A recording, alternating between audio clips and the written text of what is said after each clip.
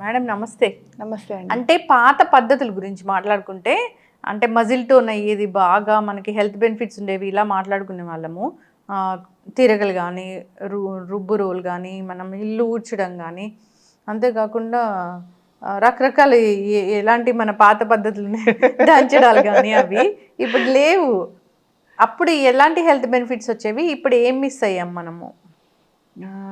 అప్పుడు hard work అండి.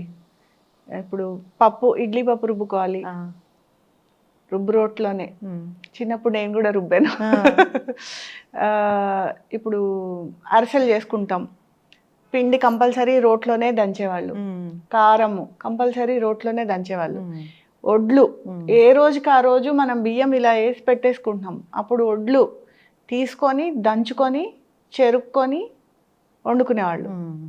So అందులో అలాగే అటుకులు తయారు చేసుకోవడం కానీ ఏదైనా అన్నీ హ్యాండీగా. డైలీ యాక్టివిటీస్ మాట్లాడుకుంటే ఊడుస్తారు, తుడుస్తారు, బట్టలు ఉతుకుతారు, ఇవన్నీ కూడా మనకి ఫిజికల్గా మనకి మంచివా? ఇవి ఎక్సర్సైజ్ కింద తీసుకుంటామా మనం?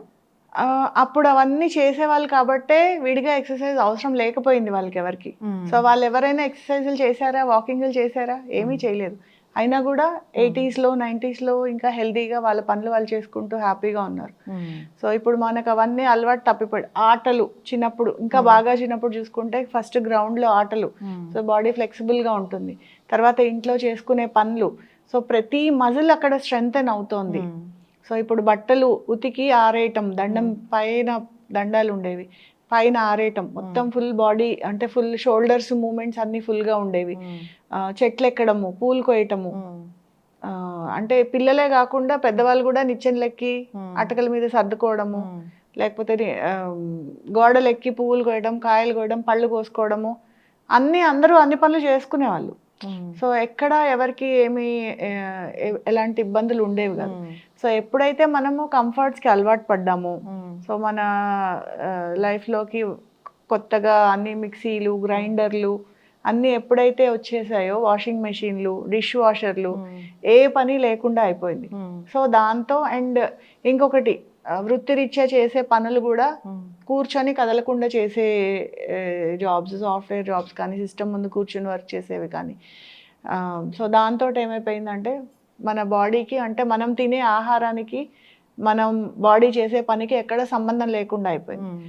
దాంతో అడిషనల్గా మనము ఎక్సెస్గా వాకింగ్ చేయాల్సి రావటము, లేకపోతే జిమ్కి వెళ్ళడము, అంటే తిన్న క్యాలరీస్ అన్నీ మనం కరిగించుకోవడం కోసము ఇవన్నీ కసరత్తులు చేయాల్సి వస్తుంది. ఓకే, అంటే ఇప్పుడు మనం అవి చేయలేము.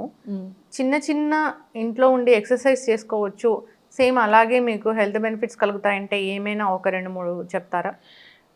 దాన్ని యాక్టివిటీస్ని మిమిక్ చేయడమేనండి. ఇప్పుడు మనము తిరగలి ఉంది, తిరగల్లో విసురుకునే వాళ్ళము. సో తిరగల్లో విసురుకుంటే ఏంటంటే అది అక్కడ వెయిట్ అనేది ఉంటుంది. సో ఆ వెయిట్ని మనము ఇంతసేపు తిప్పితే మన మజిల్ ఎంత, ఇప్పుడు మనం జిమ్లోకి వెళ్ళి చేసేవి అదే కదండి. చూసాను నేను ఒక వీడియో, అప్పట్లాగానే ఇలా తిప్పుతూ ఉన్నారు. అంటే ఇప్పుడు ఏంటంటే అప్పుడు మన పని మనం చేసుకొని డబ్బులు సేవ్ చేసుకునే వాళ్ళం. ఇప్పుడు ఉల్టా వాళ్ళకి డబ్బులు ఇచ్చి ఆ పనులన్నీ మనం చేసుకున్నాం అనిపిస్తుంది. సో దాంతో ఏంటంటే పనులు అంటే బేసిక్గా ఏంటంటే పనులు స్పెసిఫిక్గా చేయాలని కాదండి, యాక్టివిటీ అంటే మన బాడీలో ఉండే కాళ్ళకి, చేతులకి ఫుల్ రేంజ్ మూమెంట్స్ మనం పని కల్పించాలి. సో అది చేసుకుంటే డెఫినెట్లీ మనము అంటే మజిల్ ఎప్పుడైతే ఉపయోగంలో ఉండపోతుందో అప్పుడే మజిల్ వేస్టింగ్ కావటము, వీక్నెస్ రావడము, రకరకాల నొప్పులు రావటము అనేది జరుగుతుంది. ఉదయం లేచిన వెంటనే అసలు బాడీకి ఈ ఎక్సర్సైజ్ చేయండి అంటే సింపుల్గా ఈ స్ట్రెచెస్ చేయండి మీకు మంచిగా ఉంటుంది అంటే సింపుల్వి ఏముంటాయి? సరే అందరూ హోమ్ మేకర్స్ ఉంటారు, పనికి వెళ్ళే వాళ్ళు ఉంటారు, వాళ్ళు సింపుల్గా ఏం చేసుకోవచ్చు?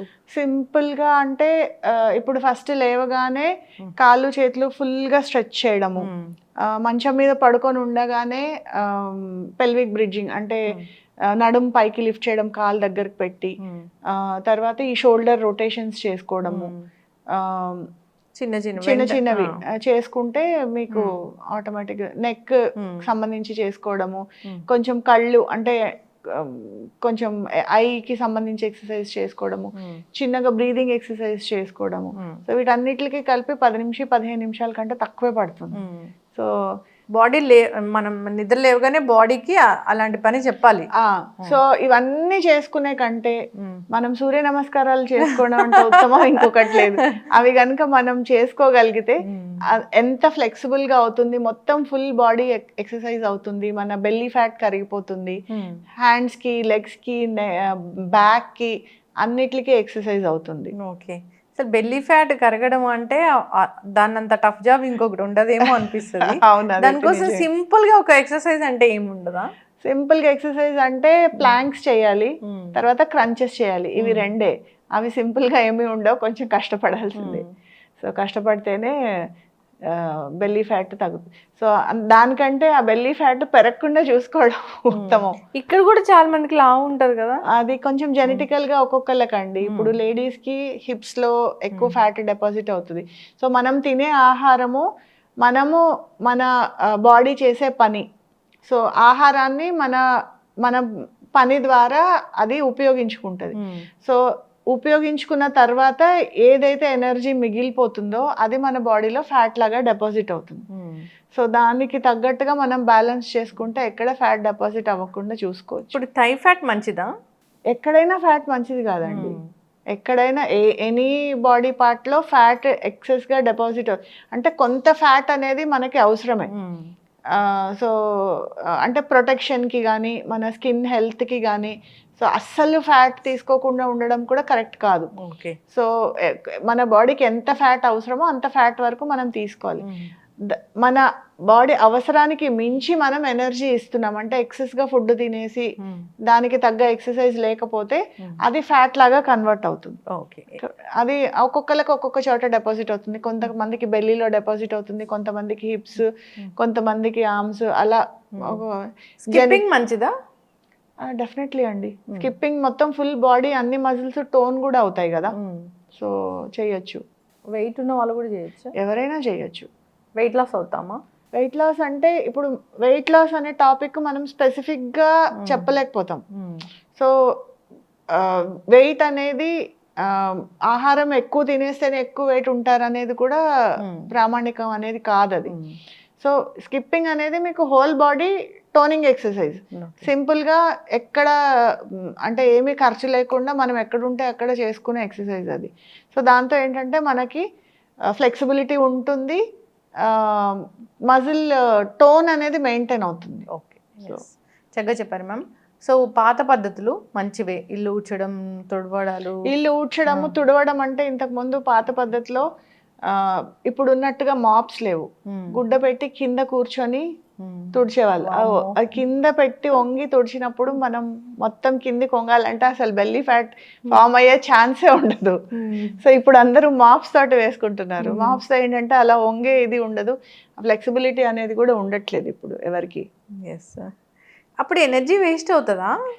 వేస్ట్ అనేది ఉండదు, దానికి తగ్గ ఆహారం కూడా తీసుకుంటాం కదా. సో ఇప్పుడు మనం అప్పట్లో ఆహారం కూడా చూడండి. సో నెయ్యి, సున్నుండలు, అప్పుడు ఫుడ్ అదే కదా. మంచిగా తినాలి, ఎక్సర్సైజ్ చేయాలి, తినాలి, చేసుకోవాలి. ఫైనల్గా ఏం చెప్తారు అసలు పాత పద్ధతులు మర్చిపోయాము అంటే?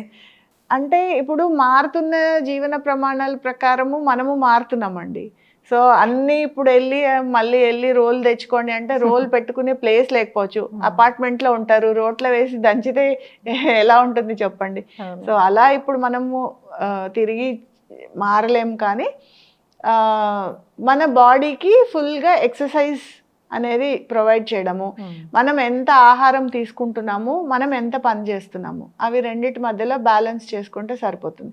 సో రోజువారీ పనుల్లో మనం చేసుకోలేకపోతున్నాం కాబట్టి అడిషనల్గా జిమ్కి వెళ్ళడం కానీ, ఎక్సర్సైజ్ చేసుకోవడం కానీ, లేకపోతే ఇంట్లోనే ఏదైనా సెటప్ పెట్టుకొని మన బాడీలో ఎక్సెస్ ఎనర్జీని మొత్తం కరిగిస్తూ ఉంటే అనారోగ్యాల బారిన పడకుండా ఉండటము, లేకపోతే బెల్లీ ఫ్యాట్, లేకపోతే ఎక్కడైనా ఫ్యాట్ డిపాజిట్ అవ్వకుండా చూసుకోవచ్చు. చక్కటి ఇన్ఫర్మేషన్ మ్యామ్, ఫాలో అవ్వాలని కోరుకున్నాం. ధన్యవాదాలు. నమస్తే. Sir, one life lesson what medicine has taught you. Whatever you can do without expecting. But I really believe మన పాజిటివ్ యాటిట్యూడ్ ఉంటేనే మనం ఏదైనా సాధించగలం. గట్ ని మనం కరెక్ట్ గా డీల్ చేసినట్లయితే అది మనకి పాజిటివ్ హార్మోన్స్ ని రిలీజ్ చేస్తుంది. షుగర్ వచ్చిన వాళ్ళ పరిస్థితి ఏంటి? పొట్ట దగ్గర పెరిగితే దాన్ని ఆండ్రాయిడ్ అంటారు, ఆండ్రాయిడ్ ఫోన్ కదా. అసలు థాట్స్ ఎందుకు వస్తాయి? బ్రెయిన్ డెడ్ అంటే దానికి ప్రపంచం అంతా కూడా కొన్ని నిర్దిష్టమైనటువంటి లక్షణాలు ఉన్నాయి. మానసికంగా ధైర్యంగా ఉంటే క్యాన్సర్ జయించవచ్చు. You are a doctor for a cause sir, అంతే. వాళ్ళకి వచ్చిన ఆదాయం కాకుండా ఫ్రీ సర్వీస్ ఎంతమందికో చేస్తారు.